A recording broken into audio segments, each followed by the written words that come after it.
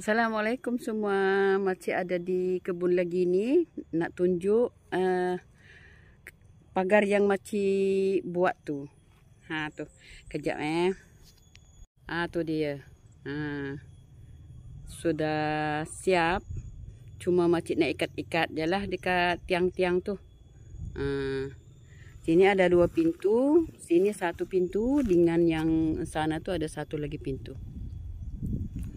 Dah siap dah.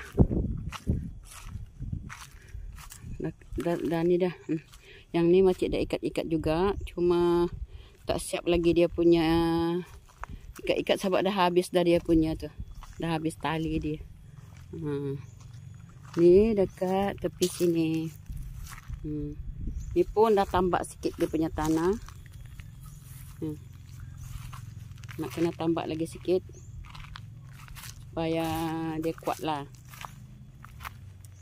Ni sampai di sana.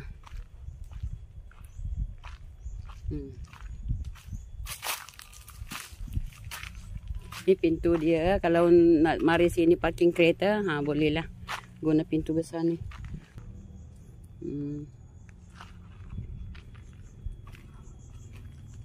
Kayu ada lebih kayu. Cantik dah.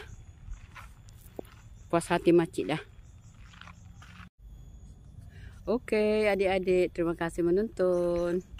Kita tunggu update-update pula makcik tanam-tanam apa.